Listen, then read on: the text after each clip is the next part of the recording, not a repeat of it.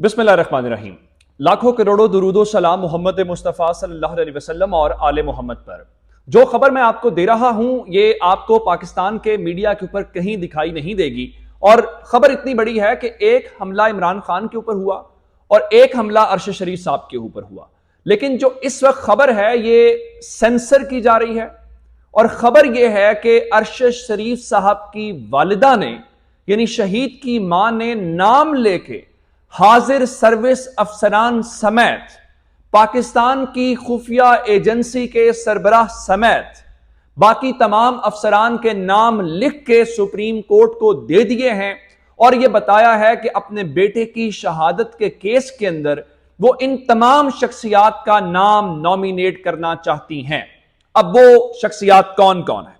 آپ جانتے ہیں کہ آج خود نوٹس کیس کی سماعت ہوئی اور ایف آئی آر درج کل حکومت نے اپنی مدعیت میں، پولیس نے اپنی مدعیت میں درج کر لی تھی، اور اس کے اندر شہید کی فیملی کا کوئی ان پٹ شامل نہیں تھا، اور انہوں نے اس ایف آئی آر کو ماننے سے انکار کر دیا۔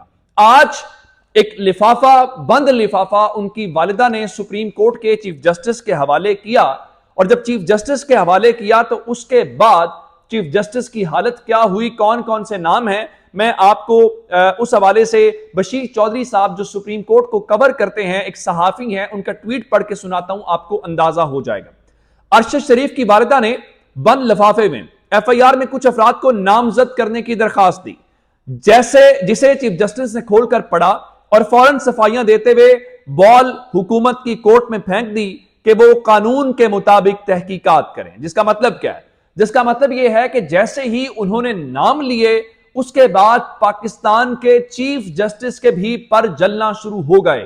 اس کا مطلب کیا ہے؟ اس کا مطلب ہے کہ اس ملک کے اندر کچھ ایسے لوگ جو ایسے طاقتور عہدوں کے اوپر ہیں ان کے نام آئے ہیں۔ میں آپ کو بتانا یہ چاہتا ہوں، باقی ساری باتیں بعد میں کریں گے، اس کے اندر پہلا نام جو شہید کی والدہ نے، یہ میں اپنا نہیں بتا رہا، یہ ارشد شریف صاحب کی والدہ نے نام نامزد کیے ہیں سپریم کورٹ کے اندر، اور اس میں جو پہلا نام ہے وہ سابق army chief general retired Qamar Javed Bajwa کا ہے۔ دوسرا نام پاکستان کی خفیہ ایجنسی آئی ایس آئی کے سربراہ لیفٹیننٹ جنرل ندیم انجم کا ہے۔ اس میں تیسرا نام جو ڈی سی ہیں آئی ایس آئی کے اندر، میجر جنرل فیصل نصیر کا نام ان کی والدہ نے لیا ہے۔ اس کے بعد آئی ایس پی آر کے اندر تعینات تھے، مجھے نہیں معلوم کہ اس وقت بھی تعینات ہیں کہ نہیں ہیں، بریگیڈیئر شفیق صاحب کا نام انہوں نے نومینیٹ کیا۔ اس کے بعد کچھ سیکٹر کمانڈرز ہیں اور کچھ اور افسران ہیں جس کے اندر بریگیڈیئر فہیم کا نام بھی ان کی والدہ نے لیا ہے، اور اس کے علاوہ کرنل نعمان ہیں، کرنل رضوان ہیں، اور یہ وہ سارے کے سارے لوگ ہیں جن کا تعلق پاکستان کی خفیہ ایجنسی یعنی ریاست کے ساتھ ہے۔ اور اس کے علاوہ اور بھی شخصیات ہیں، وہ خرم اور وقار جن کو حکومت نامزد کرنا چاہتی تھی یا کیا جن کو، ان کو ان کی والدہ نے بھی نامزد کیا ہے، اور اس کے بعد یہ نام بھی انہوں نے ایف آئی آر کے اندر ڈالے ہیں۔ لیکن آپ کو یہ تمام خبریں میڈیا کے اوپر نظر نہیں آ رہی کہ ان کی اس درخواست کے بعد سب کی ٹانگیں کانپ رہی ہیں، سب کے پر جل رہے ہیں، اور یہ ایف آئی آر ہوگی کہ نہیں ہوگی، پہلا سوال تو یہ ہے۔ اور سوال یہ ہے کہ عمران خان نے بھی میجر جنرل فیصل نصیر صاحب کا نام لیا تھا، ایف آئی آر نہیں ہوئی تھی، اور اس بار خفیہ ایجنسی کے سربراہ اور نیچے بہت سارے افسران کے نام ہیں، اور یہ نام ہم نہیں لے رہے، یہ ان کی والدہ کی درخواست سپریم کورٹ کے سامنے ہے، اور درخواست سوشل میڈیا کے اوپر سرکولیٹ کر رہی ہے ہر جگہ کے اوپر۔ اب سوال یہ پیدا ہوتا ہے کہ کراچی میں ایک حجام کی درخواست کے اوپر شہباز گل کے خلاف، ریاست کے خلاف بغاوت یا اس قسم کے معاملات کا تو مقدمہ درج ہو سکتا ہے، تو کیا اب ایک شہید کی والدہ جس کا بیٹا فوج میں سرو کر چکا ہے، ان کے شوہر جو ہے ان کا تعلق اس ڈپارٹمنٹ سے تھا، کیا ان کو حق دیا جائے گا؟ اب اندازہ یہ کریں کہ شاہ خاور جن کا تعلق حکومت کے لیگل آفس سے ہے، انہوں نے آج جیسے ہی یہ درخواست دیکھی تو ان کی بھی ٹانگیں کانپ گئیں۔ سیرشمان جو ٹیم کا بھی حصہ ہیں اے آر وائی کے، ان کے مطابق شاہ خاور نے فوری طور پہ وہاں پہ بھاگنے میں عافیت جانی اور ارشد شریف صاحب کی والدہ کو کہا کہ میں آپ کی مزید وکالت نہیں کر سکتا۔ یہ حال ہے۔ اس کے بعد اب سوال یہ پیدا ہوتا ہے کہ خود جو چیف جسٹس اس حالت پہ پہنچے ہیں وہ کیا انصاف فراہم کریں گے؟ اب آتے ہیں کچھ اس چیز کو لے کے، وہ فیصل واوڈا جنہوں نے پریس کانفرنس کی تھی اور شہید ارشد شریف کے معاملے کو سلمان اقبال سے جوڑنے کی کوشش کی تھی، مراد سعید کے ساتھ جوڑنے کی کوشش کی تھی. اب سوال یہ پیدا ہوتا ہے کہ شہید کی والدہ نے ان کے نام نہیں لیے. کوئی ارشد شریف کا سگا ارشد شریف کی ماں سے زیادہ نہیں ہو سکتا. پہلی بات تو یہ ہے. پھر اگلی بات یہ ہے کہ آپ کو یاد ہے کہ بتایا گیا تھا کہ ارشد شریف کو پاکستان میں کوئی خطرہ نہیں تھا.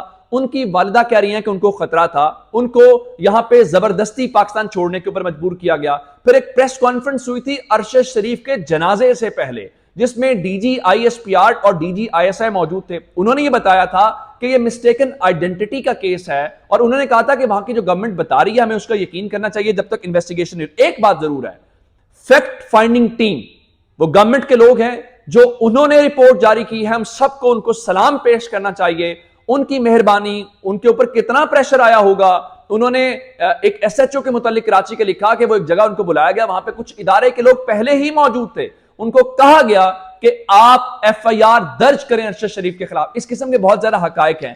اب کم از کم وہ جنہوں نے یہ سارا کچھ کیا, یا وہ جو فیکٹ فائنڈنگ ٹیم کے لوگ ہیں جنہوں نے اتنی بہادری کے ساتھ یہ رپورٹ مرتب کی ہے, ان کو داد نہ دینا, ان کی بہادری کی داد نہ دینا, یہ ظلم اور نا انصافی ہوگی. اب فیصل باوڑا پریس کانفرنس کس کے کہنے کے اوپر کرتا رہا, یہ بھی پوچھنا چاہیے. اب ارشد شریف کے جنازے کا بھی جو اس دن انتظار نہیں کیا گیا تھا, اب آپ کو سمجھ آ گئی ہوگی چیزوں کی. اب اس سارے معاملے کے اوپر حکومت نے ایک جے آئی ٹی بنائی, لیکن ظاہری بات ہے سپریم کورٹ اس جے آئی ٹی کو نہیں مان رہی. اب حکومت نے سپریم کورٹ نے آج یہ کہا, اب سماعت کل دوبارہ ہونی ہے, سماعت ملتوی کی, اور کہا کہ جے آئی ٹی کے اندر وہ نام شامل نہیں ہونے چاہیے جن کے نام آ رہے ہیں, ان کے ماتحت نہیں ہونے چاہیے. اور پھر اس کے بعد آج ججز نے کہا کہ بہت زیادہ نام آ رہے ہیں, بہت زیادہ نام آ رہے ہیں, بہت تشویشناک معاملہ ہیں. اب یہاں پہ آ کے سب کے پر جلیں گے. یہ بہت بڑی ڈیولپمنٹ ہے پاکستان کے اندر.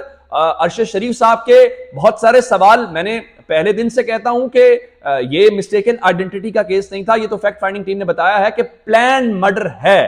آگے چلتے ہیں, کچھ سیاسی معاملات کی ڈیولپمنٹ آپ کو دینا چاہتا ہوں. پنجاب میں ایک منسٹر آج ایڈ کرنے کی کوشش کی, کاسترو جو ہے, بعد میں پتا چلا کہ عمران خان کو تو پتہ ہی نہیں اس کو منسٹر بنایا جا رہا ہے. یہاں سے آگے بڑھتے ہیں. پرویز الہی صاحب کی آج گورنر پنجاب بلیغ الرحمان سے ملاقات ہوئی ہے. عمران خان کے اتحادی ہیں پرویز الہی صاحب, بلیغ الرحمان نون لیگ کے اپوائنٹڈ ہیں. اب ان دونوں کی ملاقات کا کیا مطلب ہے؟ اس کا مطلب یہ ہے کہ حکومت اور اس وقت تحریک انصاف کے اور ان کے اتحادیوں کے مذاکرات چل رہے ہیں. آپ جانتے ہیں کہ ساکھ ڈار صاحب کی اور عارف علوی صاحب کی آج ملاقات ہوئی تھی, تو اس ملاقات کے تناظر میں ہمیں مزید یقین ہوتا ہے. اگلی خبر سن لیجئے. نون لیگ بطور حکومت تحریک انصاف کے ساتھ مذاکرات کرنا چاہتی ہے, وہ اس چیز کے ساتھ آمادہ ہیں, لیکن خبر یہ آئی ہے کہ فضل الرحمان صاحب جو ہیں وہ تحفظات رکھتے ہیں. فضل الرحمان صاحب کا خیال ہے جی تحریک انصاف کے ساتھ مذاکرات نہیں کرنے چاہیے, کیونکہ مذاکرات ہوں گے, چونکہ الیکشن ہوگا, تو فضل الرحمان صاحب وہ سرکاری جہاز کے اوپر کراچی کیسے جائیں گے, ان کے بیٹے کی مواصلات کی وزارت کیسے چلے گی. تو یہ سارے کے سارے ظاہری بات ہے ان کے اس